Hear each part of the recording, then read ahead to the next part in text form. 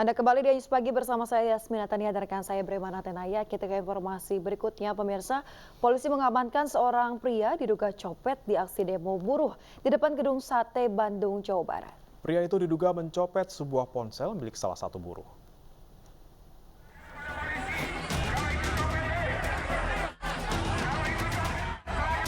Seorang pria yang diduga copet nyaris diamuk massa Serikat Buruh yang berunjuk rasa di depan gedung Sate Bandung, Jawa Barat pada Kamis siang. Diduga pria ini mengambil beberapa ponsel milik massa. Massa yang merasa kesal sempat mencoba main hakim sendiri, namun dilerai petugas kepolisian yang berjaga. Menurut korban, saat kejadian ponsel miliknya raib saat melakukan aksi dorong pagar gedung Sate. Ya kan lagi dobrak pintu, sedangkan si dompetnya masih nggak ketutup sama tas. Pas udah dobrak, pas udah dibubarin polisi, HP udah nggak ada. Pas udah dari teman, ada yang bilang copet, sama teman juga hilang. Pas saya samperin, HP-nya nggak ada. Oh, berarti yang kehilangan handphone bukan Akang aja ya berarti ya? Dari ya, ada 2 orang, cuma yang ngakunya nggak tahu. Pas lihat di itu ya dirampas sama polisinya, emang udah nggak ada. Agar kondisi demonstrasi berjalan dengan aman, petugas kepolisian langsung mengamankan tersangka untuk diselidiki lebih lanjut. Dari Bandung, Jawa Barat, Ervan David, iNews melaporkan. Pemirsa, Menko Polhukam Mahfud MD menegaskan keberadaan pengungsi Rohingya yang berdatangan di wilayah pesisir Aceh hanya sementara, sebelum nantinya akan dikirim ke negara-negara pemberi suaka.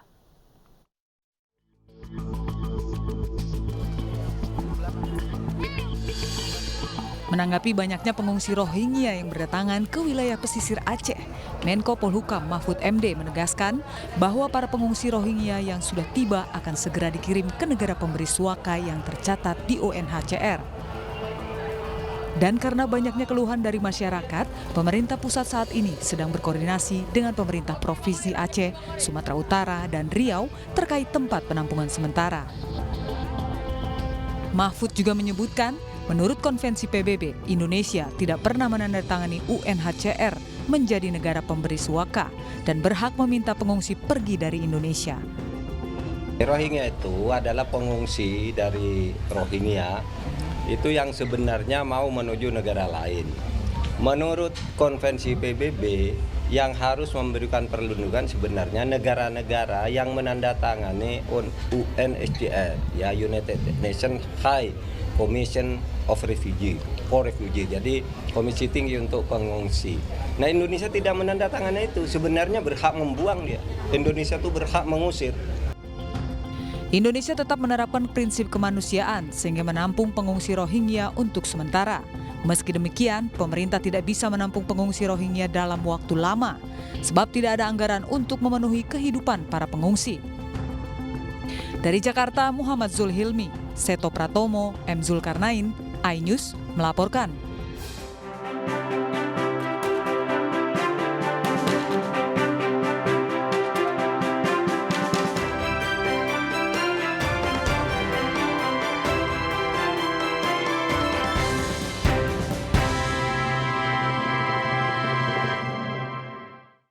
Pemirsa, Capres nomor urut 3 Ganjar Pranowo menghadiri rakor Pimnas Ikatan Nasional Konsultan Indonesia di Hotel Grand Sahid, Jakarta.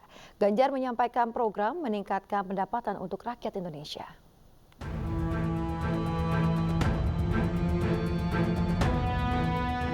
Calon Presiden nomor urut 3 Ganjar Pranowo menghadiri rakor Pimnas Ikatan Nasional Konsultan Indonesia Inkindo Kamis pagi.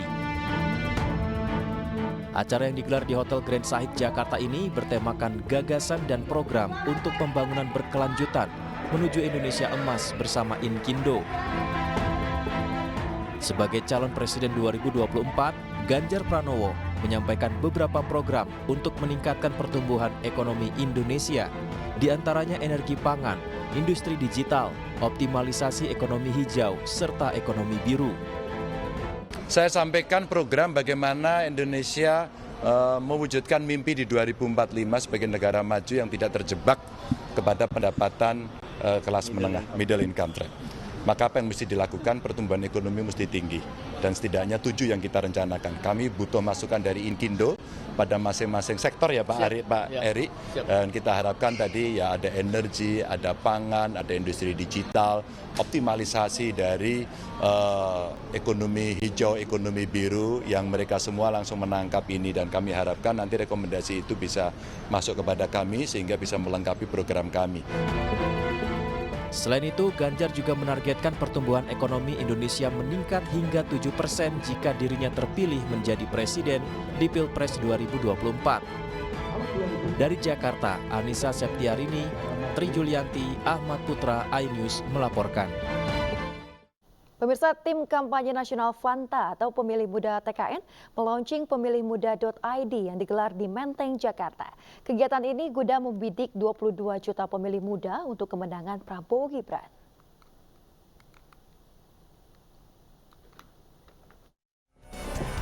Beragam kampanye positif dan kreatif TKN untuk Prabowo Gibran digelar Fanta atau tim kampanye muda TKN.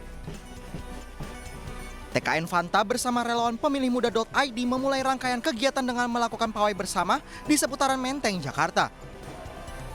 Dengan meluncurkan pemilihmuda.id, TKN Prabowo Gibran ingin meraup dukungan lebih banyak dari para pemilih muda.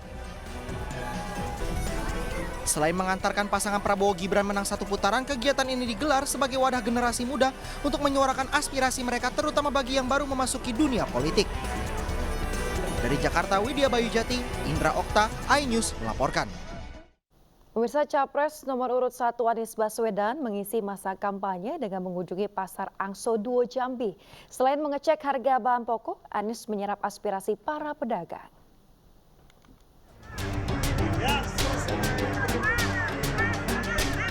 Capres nomor urut 1 Anies Baswedan mengisi masa kampanye dengan mengunjungi Pasar Angso Duo Jambi.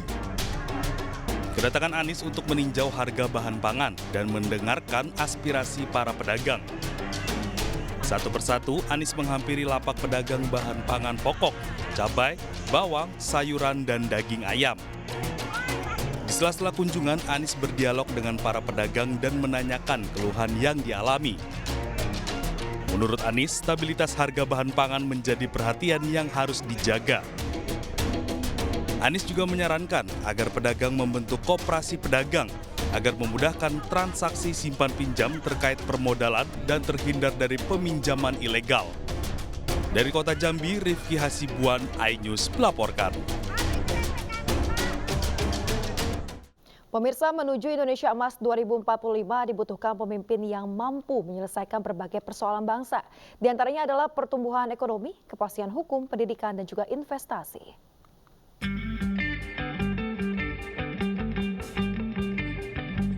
Indonesia harus menjadi 5 negara besar di dunia dengan rata-rata pertumbuhan ekonomi tidak kurang 6% per tahun. Oleh sebab itu, Indonesia butuh pemimpin yang paham persoalan dan mampu menyelesaikannya menuju Indonesia Emas 2045. Dalam dialog kebangsaan, relawan Father for Gama bersama pimpinan gereja dan gembala sidang se-Jabodetabek di Jakarta, Ketua Umum Partai Perindo Haritanu Sudibyo mengharapkan sosok pemimpin ini dapat lahir pada Pilpres 2024. Kita perlu pemimpin yang mampu untuk bisa membawa Indonesia Emas, yang bisa menyelesaikan permasalahan lapangan kerja, menyelesaikan masalah produktivitas, masalah pendidikan, ya, kemudian juga masalah investasi yang harus masuk besar-besaran di Indonesia, kemudian masalah juga pertumbuhan ekonomi. Kita meminta para pemimpin umat untuk menjelaskan kepada umatnya bagaimana kita menghadapi tantangan bonus demokrasi yang sekaligus juga target kita 2045 kita masuk di Indonesia Emas. Tentunya semua kita akan pilih pemimpin yang memahami hal-hal seperti ini, bukan sekedar mencari kekuasaan. Indonesia Emas 2045 diharapkan dapat terwujud jika pemimpin Indonesia ke depan bisa membawa Indonesia yang maju secara ekonomi serta memberikan keadilan dan kemakmuran bagi seluruh rakyatnya. Tim Liputan iNews melaporkan. Partai Persatuan Pembangunan siap dan berkomitmen untuk memperjuangkan kesetaraan kehidupan sosial bagi kaum disabilitas di Indonesia. Pesan itu disampaikan oleh PLT Ketua Umum P3 Muhammad Mardiono saat menyapa penyandang disabilitas yang tergabung dalam Persatuan Tunanetra Indonesia saat kunjungannya di Medan, Sumatera Utara. Pertemuannya dengan para penyandang disabilitas kali ini ditemani oleh calon legislatif disabilitas dari Dapil Aceh, yaitu Sikdam Hisyam Gayo. Sikdam Hisyam Gayo merupakan satu dari 3 orang penyandang disabilitas yang dicalonkan partai berlambang Ka'bah itu dalam pemilu 2024. P3 dinilai partai yang ramah disabilitas karena telah memberikan kesempatan yang sama sesuai dengan 6 prinsip perjuangan, salah satunya prinsip persamaan. Saya minta doa restu dari masyarakat seluruh Indonesia, khususnya di Sumatera Utara, agar kita terus bisa memperjuangkan kaum disabilitas ini untuk bisa berkehidupan yang layak. Pemirsa, deretan musisi tanah air memeriahkan pesta rakyat dukung Capres-Cawapres nomor urut 3 Ganjar Pranowo Mahfud MD di Karawang, Jawa Barat. Ya, pemirsa, pesta rakyat Ganjar Mahfud ke-18 yang digelar relawan sahabat Ganjar di Kabupaten Karawang, Jawa Barat berlangsung meriah. Konser gratis ini dimeriahkan berbagai artis ternama, diantaranya Soja, Dewi Persik, dan sejumlah penampilan menarik lainnya. Acara tersebut menjadi panggung besar bagi puluhan ribu warga yang bersatu untuk mendeklarasikan dukungan mereka kepada pasangan Ganjar Mahfud di Pilpres 2024. Festival musik ini juga menjadi wadah bagi para pelaku usaha UMKM dengan kehadiran distro Ganjar.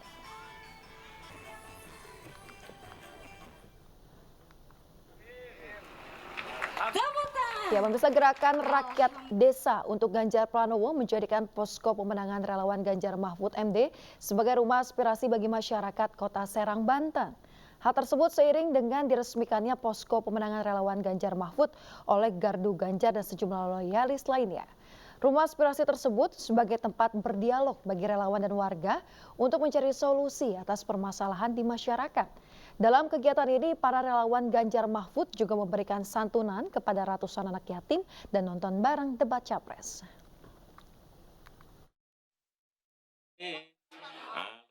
Peduli Pertumbuhan Anak, relawan Ganjar Mahfud menggelar penyuluhan stunting dan pengecekan kesehatan gratis untuk ibu-ibu di Jakarta.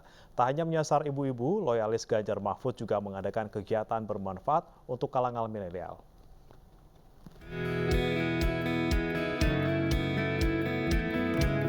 Sebagai upaya berkontribusi dalam penurunan angka stunting, relawan Muslimah Ganjar mengadakan penyuluhan stunting dan pengecekan kesehatan gratis untuk ibu-ibu di Kebayoran Lama, Jakarta Selatan. Penyuluhan dilakukan agar masyarakat mendapat pemahaman pentingnya pencegahan stunting untuk pertumbuhan anak di masa depan.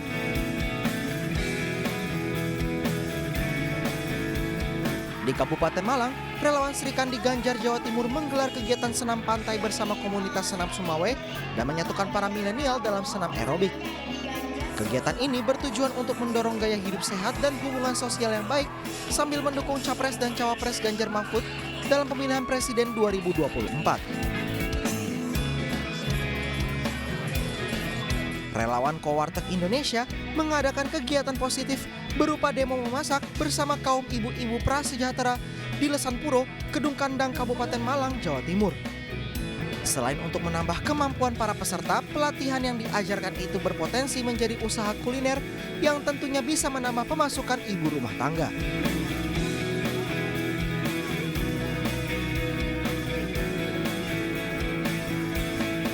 Sementara itu, relawan Ganjar Millennial Center di Kupang, Nusa Tenggara Timur membagikan ilmu meracik kopi kepada para milenial lewat pelatihan barista.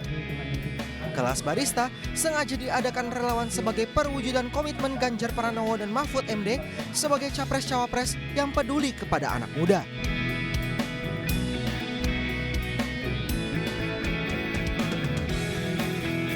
Masih dari Kupang, Nusa Tenggara Timur, perwakilan dinasti Nusantara berkunjung ke Istana Sonaf Raja Amarasi di Desa Teun Baun, Kecamatan Amarasi Barat. Dinasti Nusantara merupakan jaringan relawan yang terdiri dari raja, ratu, sultan, dan tokoh adat di Indonesia. Anjang sana itu dalam rangka memperkuat silaturahmi dan dukungan untuk Capres-Cawapres Ganjar Pranowo Mahfud MD di kontestasi Pilpres 2024.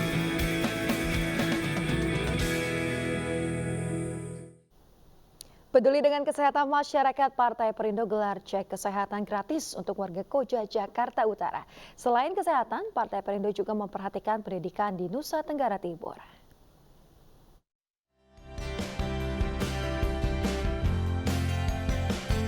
Mendekatkan diri ke warga, Caleg DPRD DKI Jakarta Dapil 2 dari Partai Perindo, Antonius Royanto Saputro, menggelar cek kesehatan gratis di posko pemenangan di Jalan Mahoni, Kelurahan Lagoa, Kecamatan Koja, Jakarta Utara.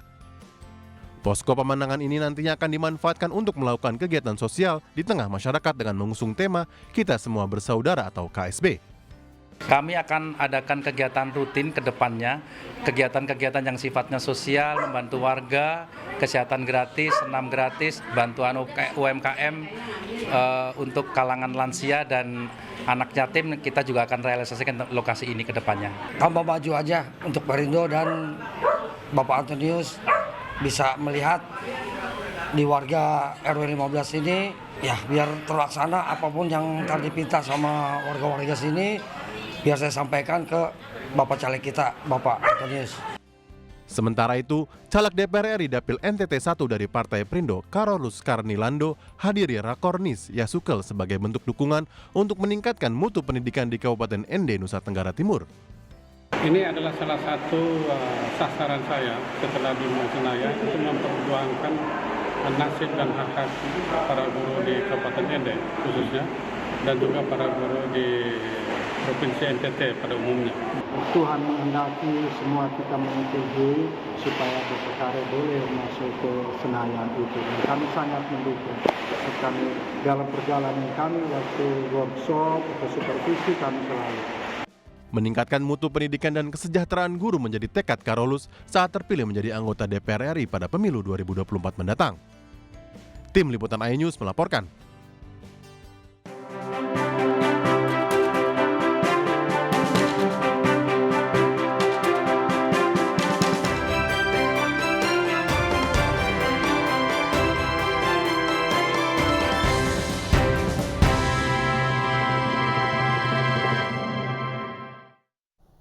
Pemirsa, industri e-sport atau game online memiliki prospek yang menjanjikan bagi pendapatan negara setiap tahunnya. Hal ini mendorong pemerintah untuk lebih fokus dalam mengembangkan ekosistem game online hingga ke tingkat desa.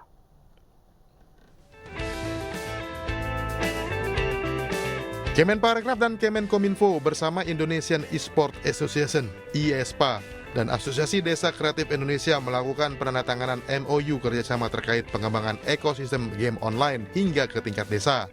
Kerjasama ini sekaligus bertujuan untuk pemerataan akses internet, serta meningkatkan pertumbuhan ekonomi di desa melalui e-sports atau game online.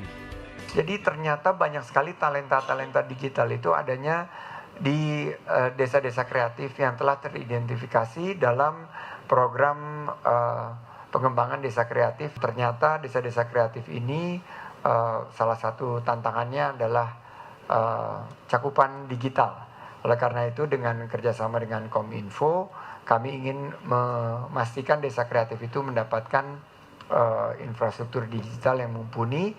Jadi ekosistem industri game nasional ini ntar juga ke tempat pasar nih. Saya tanya sama, ini inisiatifnya siapa dari Kominfo dan Menparekraf untuk mendorong percepatan industri game nasional. Jadi orang-orang kreatif bikin game yang menarik lah, yang mantap-mantap, yang bisa digunakan, kalau bisa lebih jangan mahal-mahal, ya Kak.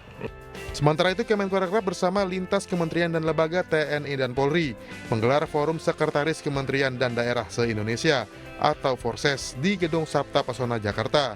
Forum ini merupakan upaya pemerintah untuk mensinergikan kinerja kementerian maupun lembaga dalam memberikan pelayanan terbaik untuk masyarakat Indonesia.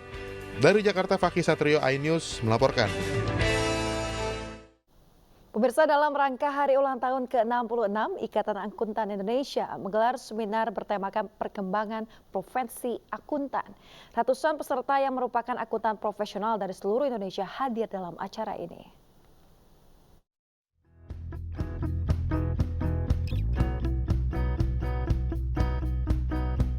Ikatan Akuntan Indonesia atau IAI menggelar seminar di puncak peringatan hari ulang tahunnya ke-66 di Jakarta Selasa malam. Mengangkat tema Exciting Growth of Accounting Profession, Then, Now, and After, seminar dihadiri 500 anggota IAI dan akuntan profesional. Seminar juga menghadirkan Gubernur Bank Indonesia, Dewan Komisioner OJK, Dewan Komisioner LPS, pengurus IAI Pusat dan Wilayah, akademisi, serta praktisi dalam dan luar negeri. Tak hanya seminar, kegiatan juga diberiakan dengan penampilan para tokoh akuntan dalam Parade Busana dan Lenong Akuntan Nusantara. Malam ini mengadakan Lenong Nusantara, Lenong Akuntan Nusantara dalam rangka HUT Ikatan Akuntan Indonesia ke-66 dengan mengambil cerita Sindang Laya Punya Cerita. Tentunya kami menginginkan bahwa profesi akuntan Indonesia ini maju terus ke depan, bisa mensupport, mendukung, berkontribusi terhadap majunya perekonomian Indonesia. Dalam kegiatan ini juga diluncurkan kampanye terbaru profesi akuntan, yaitu See Beyond the Numbers. Kampanye ini merefleksikan profesi akuntan yang telah bertransformasi ke tingkat yang sangat strategis. Dari Jakarta, Rizky Ihwal, Laksana, iNews melaporkan.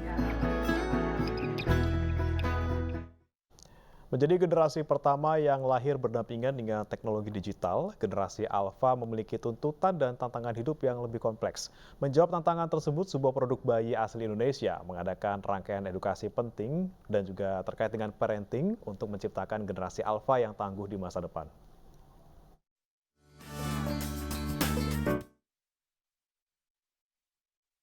My Baby sebagai brand kepercayaan ibu Indonesia berupaya mendukung dan berkomitmen menciptakan generasi yang sehat dan tangguh melalui program tahunan yaitu My Baby Momversity. Tahun ini, perayaan My Baby Momversity ke-5 yang berlangsung di Gandaria City ini menghadirkan rangkaian edukasi dan kegiatan dengan tema Transformational Parenting, Gaya Parenting untuk Generasi Alpha. Melalui event ini, para orang tua dapat mengikuti kelas-kelas inspirasi, seperti kelas Mindful Parenting, Financial Hacks, Effective Communication in Parenting, serta kelas Nutrition Investment for Children. Jadi My Baby sangat berharap bahwa dengan event ini, orang tua bisa mengantisipasi bagaimana cara menghadapi atau mereka melakukan pola asuh dan edukasi kepada anak-anaknya. Jadi dengan bekal yang ada di sini, dengan ilmu yang ada di sini, dan juga dengan produk-produk My Baby, mereka akan bisa menciptakan generasi masa depan yang baik dan bagus.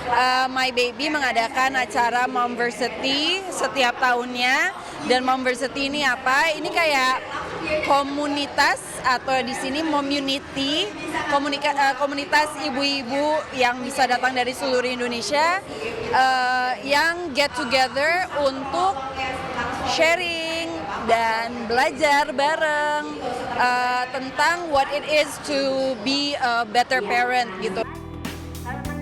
Melalui rangkaian kelas ini diharapkan para orang tua semakin siap menghadapi tantangan dalam pola pengasuhan serta membawa perubahan gaya parenting untuk menciptakan generasi alpha yang tangguh di masa depan. My Baby sebagai brand lokal asli Indonesia selalu berupaya mendukung tumbuh kembang anak Indonesia yang sehat dan tangguh. Dari Jakarta, Amrina Rida, Jamie Jasin, iNews melaporkan.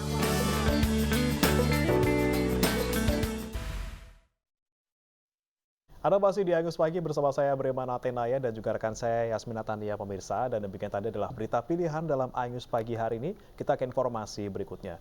Pondok pesantren Darul Istiqomah di Desa Wara, Kecamatan Kamanre, Kabupaten Luwu, Sulawesi Selatan diserang oleh sekelompok orang tidak dikenal dan viral di media sosial. Sejumlah santriwati histeris, sementara satu pengurus pesantren dilarikan ke rumah sakit karena mengalami benturan di bagian kepala.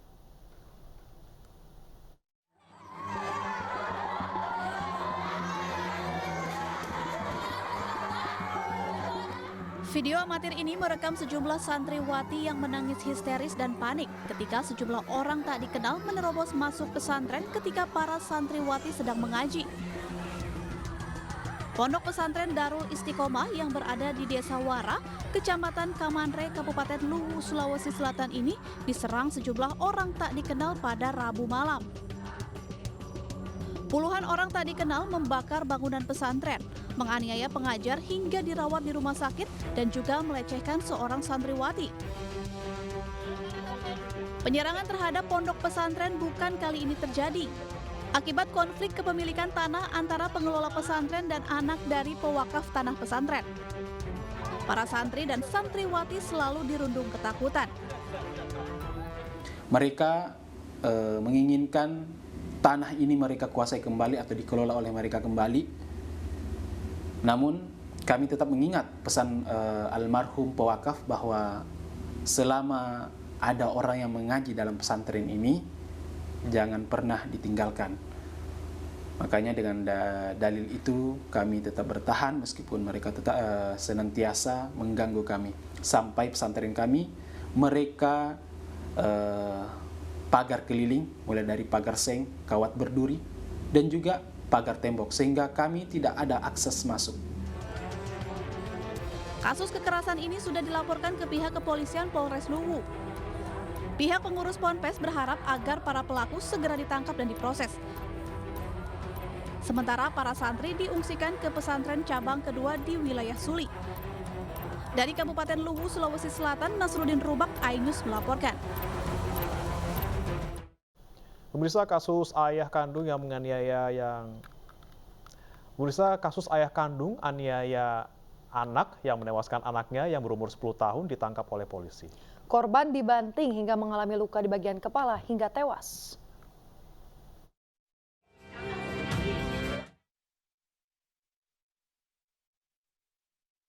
Polisi tangkap pelaku yang juga merupakan ayah kandung korban bocah 10 tahun yang tewas dianiaya dan dibanting hingga tewas pada Rabu siang kemarin di kawasan Muara Baru, Jakarta Utara. Usamto, 43 tahun, merupakan buruh panggul di pelabuhan ini, tega menganiaya dan membanting anak kandungnya sendiri hingga tewas. Kini polisi masih melakukan pendalaman terhadap kejauhan pelaku dan menyelidiki video CCTV yang terekam saat ayah korban melakukan kekerasan.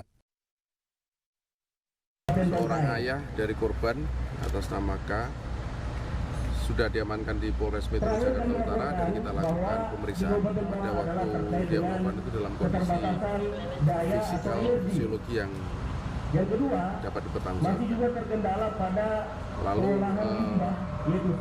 karena perbuatannya kita kenakan undang-undang perlindungan anak, kenakan undang-undang peradilan anak dan kita kenakan KUHP. Saat ini sedang dalam pemeriksaan dan penyidikan Polres Metro Jakarta Utara. Setelah melakukan pemeriksaan dan melihat bukti rekaman video CCTV, polisi akan menjerat pelaku dengan Undang-Undang Perlindungan Anak serta KUHP. Dari Jakarta, Sofyan Firdaus, iNews melaporkan.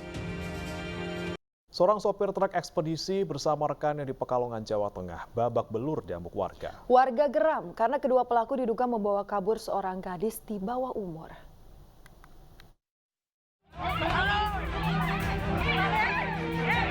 Puluhan warga desa Wangkelang, Kabupaten Pekalongan, Jawa Tengah mengamuk dan menghajar seorang sopir truk ekspedisi dan rekannya.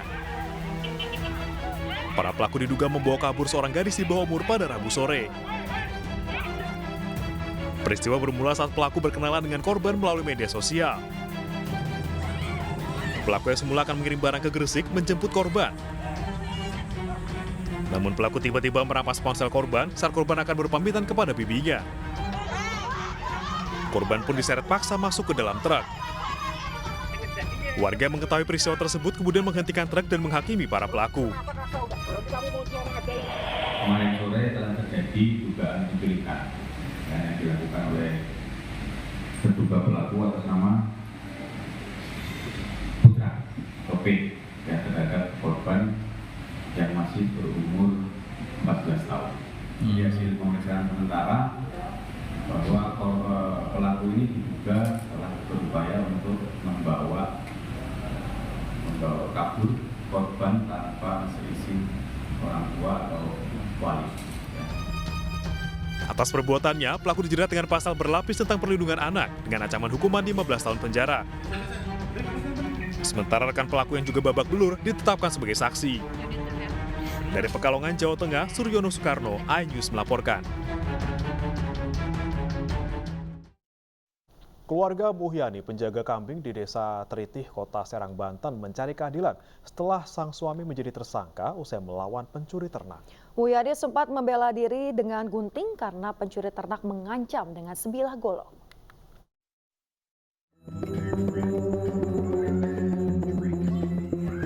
Nasib naas terjadi pada seorang penjaga ternak di Desa Tritih, Kota Serang, Banten yang bernama Muhyani.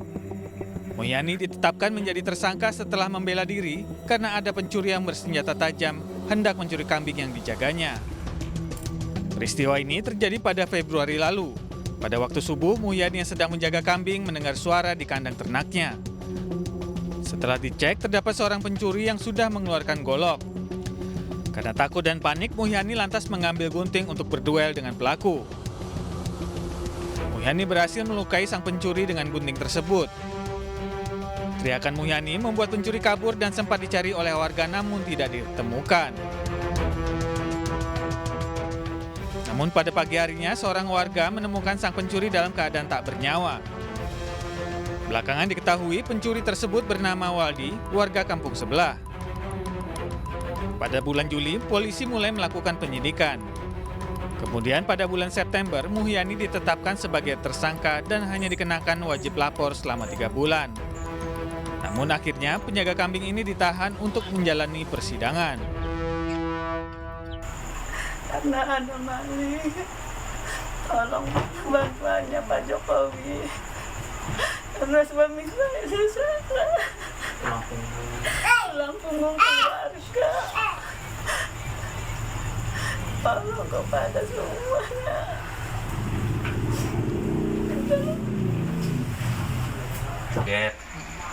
Kagetnya karena ada orang masuk gitu tuh. Terus tiba-tiba si malingnya ini ngeluarin golok dari pinggangnya gitu. Terus duluin Pak Muhyani gitu. Karena Pak Muhyani kan intinya takut daripada diserang dia dulu, intinya bela diri gitu. Muhyani dijerat pasal 351 ayat 3 KUHP tentang penganiayaan yang mengakibatkan hilangnya nyawa dengan ancaman 7 tahun penjara. Dari Serang, Banten, Mahesa Apriyadi, iNews melaporkan.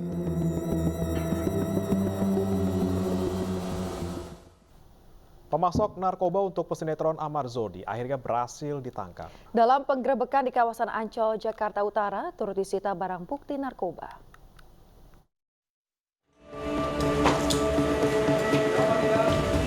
Polisi menangkap pria berinisial AK yang merupakan pemasok narkoba selebritas Ahmad Zoni. Pelaku ditangkap di kawasan Ancol, Jakarta Utara. Pelaku ditangkap saat hendak melarikan diri setelah mendengar kabar tertangkapnya Ahmad Zoni di sebuah apartemen di bilangan BSD Tangerang Selatan. Dari tangan pelaku AK, polisi menyita 1 paket ganja yang ditemukan dalam kamar kos pelaku.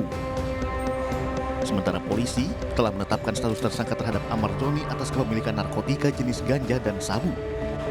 Hasil tes urin Ahmad Zoni juga positif menggunakan narkoba. Kasus Ahmad Zoni ini berhasil menangkap pemasok narkoba yang diberikan kepada Ahmad Zoni dengan inisial AK. Tersangka ini orang ini kami tangkap di daerah Ancol. Pada saat itu dia akan tadi malam akan melarikan diri, namun berhasil ditangkap oleh tim kami dan kami dorong ke kosannya. Dengan tertangkapnya AK, polisi masih mendalami adanya pelaku lain yang terlibat dalam kasus peredaran narkoba. Dari Jakarta, Miftahul Gani, iNews melaporkan. Ratusan personel mengikuti upacara penyerahan Pataka Badan Narkotika Nasional Republik Indonesia di Lido, Bogor, Jawa Barat. Upacara penyerahan Pataka ini merupakan sejarah baru serah terima kepemimpinan untuk memerangi narkoba.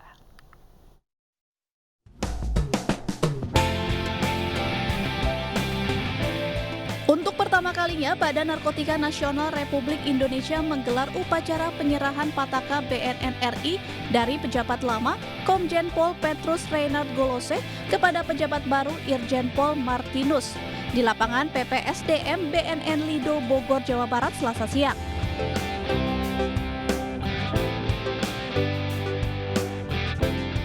Pataka BNN RI dengan nama Pratikatva Rajata Ganendra ini memiliki makna lembaga yang menjadi simbol penting dari pemerintah yang beranggotakan pasukan dewa dalam memerangi racun narkotika. Upacara Pataka diikuti 268 personel dari 10 kesatuan yang merupakan gabungan dari BNN RI, Polri, Brimob, Direktorat Jenderal Bea dan Cukai sebagai simbol sinergitas dalam perang melawan narkotika. Kita akan pelajari semua apa data-data yang selama ini sudah diungkap oleh senior saya. Kita akan melanjutkan itu, saya akan melanjutkan itu. Dan saya pikir tidak ada perubahan secara struktural, tapi kita spirit baru pasti akan punya semangat baru. Itu kira-kira seperti itu. Dan ini adalah alih generasi yang luar biasa. Saya memasuki usia pensiun. Beliau kader yang dari dulu amat sangat luar biasa. Kita bersama-sama sekarang melawan narkotik yang lebih berbahaya lagi karena merusak generasi. Usai upacara penyerahan Pataka BNN RI beserta tongkat komando, Kepala BNN RI, Irjen Pol Martinus Hukom bersama Ibu Rita Martinus Hukom melakukan prosesi pedang pora. Sebagai bentuk penghormatan kepada Komjen Pol Petrus Reinhard Golose dan Ibu Barbara Golose atas dedikasinya dalam P4GN selama bertugas di BNN RI. Informasi olahraga pemirsa, pekan keempat Liga Futsal Profesional 2023-2024 di Gor Tegal Selatan, Kota Tegal, Jawa Tengah menghadirkan Black Steel FC Papua melawan Kinanta FC. Skor 4-2 mampu diraih Black Steel FC Papua setelah membobol pertahanan demi pertahanan Kinanta FC. Sementara itu, Pendekar United berhasil imbangi Cosmo JNE dengan skor 3-3 pada laga lanjutan Liga Futsal Profesional 2023-2024.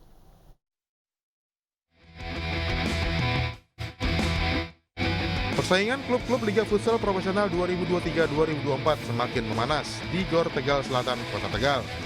Menjadi terbaik dan masuk pada posisi klasemen teratas menjadi tekad seluruh tim yang bertanding pada pekan keempat ini. Black Steel FC Manokwari Papua melawan Kinanta FC menjadi tim membuka pada pekan keempat Liga Futsal Profesional 2023-2024 ini. Kedua tim bermain cepat dan keras, namun kepiawaian Black Steel FC Manokwari Papua harus diakui Kinanta FC yang berhasil menguasai lapangan dan mendapat skor 4-2. Cukup seru karena saling kita sempat ketinggalan jauh tapi kebobolan juga, jadi saya rasa semoga untuk pertandingan selanjutnya kita bisa evaluasi biar nggak gampang kebobolan juga. Kinanta juga termasuk bermain cukup cepat, jadi kita antisipasinya counter attack juga cukup lumayan capek juga, jadi pertandingan hari ini luar biasa. Skor 4-2. Sementara itu, hari kedua laga lanjutan Liga Futsal Profesional 2023-2024 di Gor Tegal Selatan, Kota Tegal, Jawa Tengah. Pendekar United Jakarta berhasil tahan Cosmos FC Jakarta dengan skor 3-3. Cosmos JNE berhasil membuka gol lewat Fahid Safil setelah melakukan serangan balik pada babak awal. Meski sempat tertinggal, namun Pendekar United berhasil mengimbangi kekuatan lawan hingga berakhir dengan skor 3-3. Pertandingan yang luar biasa ya, anak-anak juga udah kerja keras. Dari yang tertinggal 2-0 kita bisa menyamakan kedudukan dan kita perbaiki terus, kita evaluasi untuk kedepannya. Pendekar United berharap pada pekan berikutnya yang berlangsung di Malang, Jawa Timur, tim Pendekar United bisa melakukan permainan terbaiknya dan memperoleh poin penuh. Dari Tegal, Jawa Tengah, Unibar iNews melaporkan.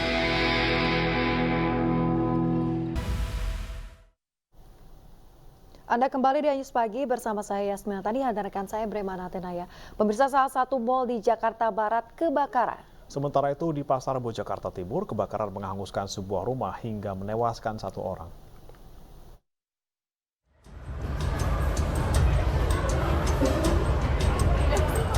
Karyawan dan pengunjung mal di salah satu di Jakarta Barat yang tengah memenuhi ruangan food court seketika panik saat mengetahui api yang disertai asap pekat memenuhi ruangan tempat jajanan. Peristiwa yang berlangsung Kamis sore ini diketahui berasal dari salah satu tenan penjual pizza. Api sendiri berhasil dipadamkan dengan menggunakan alat pemadam ringan atau APAT.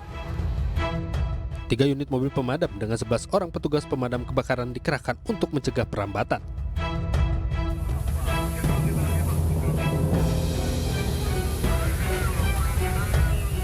Sementara itu, asap tebal membumbung ke udara dan kobaran api dengan cepatnya menghanguskan sebuah rumah yang dijadikan tempat laundry di Komplek TNI Cijantung Pasar Rebo Jakarta Timur, Kamis pagi tadi. Petugas pemadam yang tiba di lokasi langsung berjibaku memadamkan api. Api akhirnya berhasil dipadamkan 1 jam kemudian dengan pengerahan 14 unit mobil pemadam kebakaran. 1 orang penghuni rumah tewas terjebak di kamar. Kalau kebakar untuk penghuni sendiri Pak? Untuk penghuni sendiri ya dari salah satu anggota ada korban. Berapa Pak? Kebakaran diduga dari mesin laundry yang panas hingga menimbulkan kebakaran. Kasus kebakaran ini kini dalam penyelidikan pihak kepolisian sektor Pasar Rebo. Tim Liputan iNews melaporkan. Pemirsa, kebakaran hebat juga menghanguskan pabrik garmen di Sukabumi, Jawa Barat. Belasan unit mobil pemadam kebakaran dikerahkan.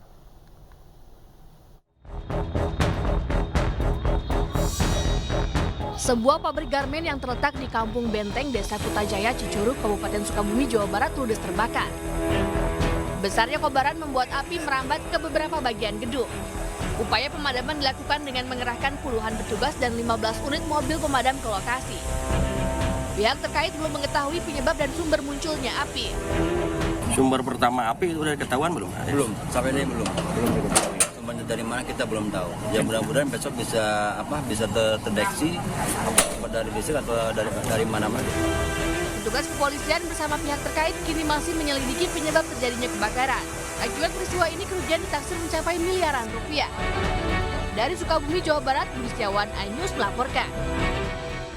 Sementara itu pemirsa, di Tanah Toraja, Sulawesi Selatan, mobil berisi satu keluarga yang terdiri dari 4 orang terjun ke sungai. Evakuasi para korban berlangsung dramatis.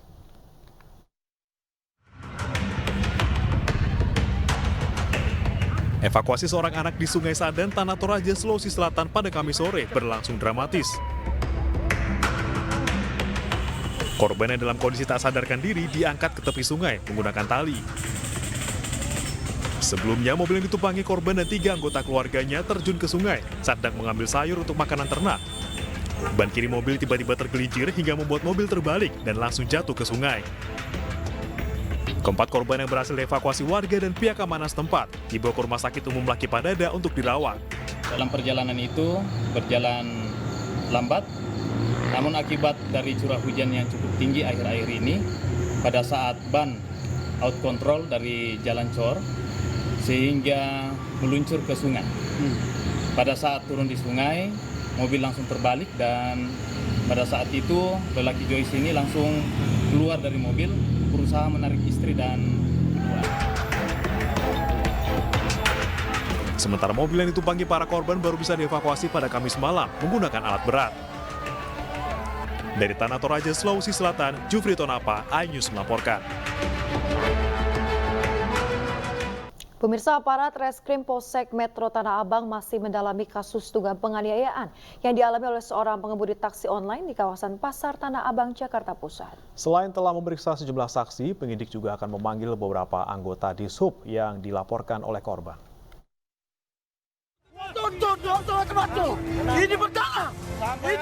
Sebuah video rekaman seorang pria pengemudi taksi online yang terlibat keributan dengan sejumlah anggota Dishub viral di media sosial.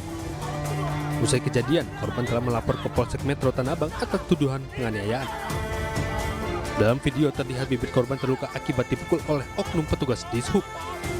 Menurut keterangan korban, dirinya marah kepada oknum petugas Dishub karena mobilnya dipukul usai dirinya menurunkan penumpang di pinggir jalan di wilayah Pasar Tanah Abang, Jakarta Pusat. Kini kasus tersebut ditangani oleh Polsek Metro Tanah Abang dan dalam waktu dekat akan segera memanggil sejumlah anggota Dishub yang berada di lokasi kejadian. Untuk korban ataupun pelapor sudah datang ke Polsek Tanah Abang untuk membuat laporan polisi. Dan saat ini sudah kita lakukan pemeriksaan dan penanganan untuk proses lebih lanjut penyelidikan dan penyidikan. Korban menuding petugas Dishub telah bersikap arogan dalam melakukan penganiayaan hingga melukai dirinya. Dari Jakarta, Rani Sanjaya, iNews melaporkan. Pemirsa, Rumah Sakit Umum Persahabatan Jakarta menangani 3 pasien COVID-19 di bulan Desember. Kondisi ketiga pasien stabil dan masih dirawat di ruangan khusus penderita infeksi.